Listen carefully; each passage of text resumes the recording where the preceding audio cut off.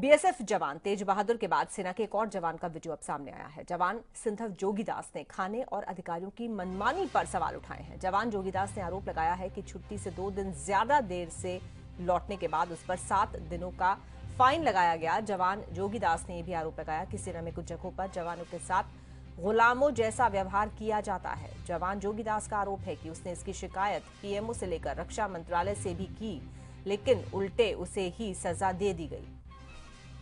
तो अब एक और जवान जिसने अपनी बात रखी है और उसने ये बताने की कोशिश की है कि सेना में कुछ जगहों पर गुलामों जैसा बर्ताव किया जाता है। जय हिंद देशवासियों, मैं आर्मी मेडिकल कोर का जवान सिपाही सिंधव जोगीदास MS रानीखेत से 153 जेएस परमानेंट पोस्टिंग जा रहा हूं। मैं माफ़ी चाहता हूं देश की जनता से और सरकार से। मेरा ये वीडियो आपकी भावनाओं और सेना के सम्मान को ठेस पहुंचाएगा और हर जवान यही चाहता है कि मेरे देश की सेना की इज्जत सबसे ऊपर हो। लेकिन ये कब तक बर्दाश्त करते रहेंगे? अब बात सिर्फ सहायक ड्यूटी तक सीमित नहीं रही, बहुत कुछ गलत हो रहा है।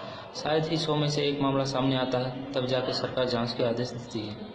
हमारे देश का रक्षा बजट सबसे ऊपर बड़ा है और ये आम लोगों की जेब से आए हुए पैसों का है। जवानों को सुविधा तो बहुत कुछ दी जाती है, लेकिन ये सब दिखावा है। बहुत सारी यूनिटों में खाना भी दिया जाता है तो सिर्फ जिंदा रहने के लिए, ना कि ज़रूरत के लिए। सबसे सस्ता सब्जी, सबसे सस्ता फ्रूट और सबसे घटिया खाना दिया जाता है, लेकिन इन बातों का मेरे पास कोई प्रूफ नहीं है, इसलिए ज़्यादा कुछ नहीं कहूँगा। आज मैं बात करूँगा सहायक ड्यूटी की। सेना के कुछ ऑफिसरों ने अपने जवानों को अपना गुलाम समझ के रखा है और जवानों को सब कुछ मजबूरी में करना पड़ता है और जो मुँह खोलता है वो मारा जाता है, क्योंकि सेना का संविधान बहुत ही टफ है। मैं नहीं चाहता था कि सेना की बात कभी सोशल मीडिया में आई है, इसलिए मैं 2 बार छुट्टी लेके प्रधानमंत्री ऑफिस और रक्षा मंत्री ऑफिस गया। 21 जनवरी 2016 प्रधानमंत्री ऑफिस,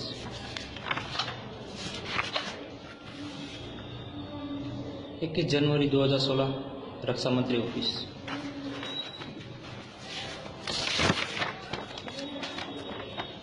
28 अक्टूबर 2016 प्रधानमंत्री ऑफिस। लेकिन कोई रिप्लाई नहीं आया। जब रिप्लाई आया तो डिसिप्लिन एक्शन का केस चलाया गया। 2 बार कोर्ट ऑफ इंक्वायरी बिठाई गई। 1 साल तक मुझे हरासमेंट किया गया, फिर भी मैं चुप रहा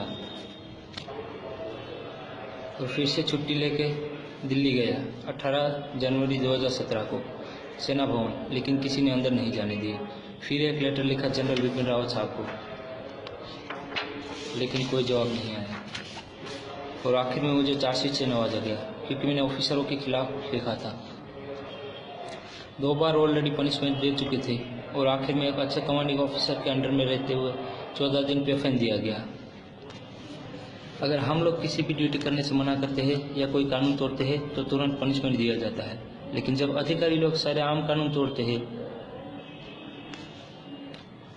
तो क्या उनके लिए कोई कायदा कानून नहीं है?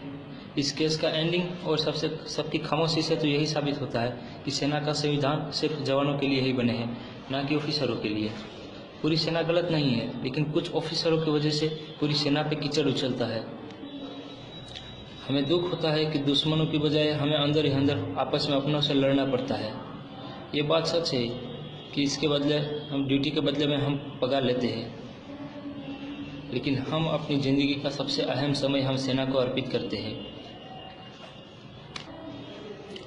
मेरे कई फौजी भाइयों ने इस जंग में अपनी जान की बाजी लगा के जुड़े हैं और समय समय पर आवाज़ उठाते रहे हैं। इन बातों का बरसों बीतते रहे, लेकिन आज तक हमारी आवाज़ किसी ने नहीं सुनी। लेकिन अब यह संघर्ष ज़्यादा वक्त नहीं करना पड़ेगा। थोड़ी देर लगे सही, लेकिन सेना में सुधार जरूर आएगा, चाहे इसके लिए कुछ भी करना पड़े। इतिहास गवाह है कि सेना इस बात को कभी एक्सेप्ट नहीं करेगी, लेकिन मैं अपनी बातों पे कायम हूँ। अगर मेरी बताई हुई बातों पे किसी को डाउट है तो खुद मुझे मिल सकता है। और इस वक्त हमारे साथ कर्नल दानवीर सिंह जी जुड़ रहे हैं फोन लाइन पर। कर्नल दानवीर सिंह साहब, अब एक और जवान जो अपना दर्द कुछ इस तरह से बयां कर रहा है, फिर एक वीडियो के जरिए, जवान जोगीदास, और उसका ये भी कहना है कि उसने कई दरवाजे खटखटाए अपनी शिकायतों को लेकर, लेकिन उल्टे उसे ही सजा दे दी गई। हाँ, ये बड़ी दुखद बात है और सबसे अहम बात इसके अंदर अंडरलाइन जो हो रही है, जितने भी वीडियो आए हैं तेज बहादुर के बाद। तेज बहादुर का तो खाने और करप्शन का वीडियो था। सेना के जितने भी वीडियो आए हैं वो एक प्रथा है फौज में, सहायक सिस्टम, उसके खिलाफ आवाज उठाते हुए सैनिक नजर आए हैं। और मेरा ये मानना है कि अगर कहीं ना कहीं ये सैनिक के आत्मसम्मान से जुड़ी हुई बात है और ये बन के बात निकल रही है, तो इसके ऊपर सेना को जल्द से जल्द इस प्रथा की समीक्षा करनी चाहिए और इस चीज का संज्ञान लेना चाहिए।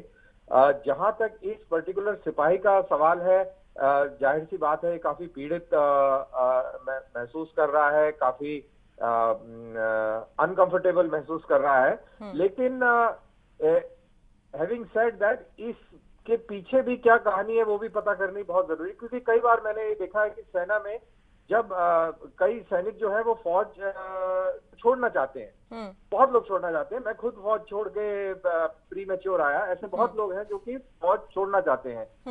कई लोग बिफोर पेंशन छोड़ना चाहते हैं। जो लोग बिफोर पेंशन छोड़ना चाहते हैं वो कई इस टाइप की एक्टिविटीज करते हैं जिसमें कि उनके ऊपर कोई ना कोई डिसिप्लिनरी कार्रवाई होके और उनको सेना से निकाल दिया जाए। तो ये एंगल भी चेक करना जरूरी है। लेकिन जो ब्रॉड मुद्दा है, जो सहायक सिस्टम के खिलाफ जो आवाज उठ रही है, मैं उससे बिल्कुल सहमत हूँ। ये कहीं ना कहीं आत्मसम्मान को ठेस पहुंचाता है और इसकी समीक्षा बिल्कुल, और बहुत लंबे समय तक अब आप इसे नजरअंदाज नहीं कर पाएंगे। सेना को वाकई इस पर बैठकर गंभीर तरीके से चिंतन करना होगा और एक जैसे कहते हैं री लुकिंग की आवश्यकता है। इसमें दोबारा इस पूरे सिस्टम को देखना होगा, परखना होगा और अगर बदलाव की जरूरत है तो वो भी करना होगा। बहुत शुक्रिया आपका कर्नल दानवीर सिंह जी हमारे साथ जुड़ने के लिए।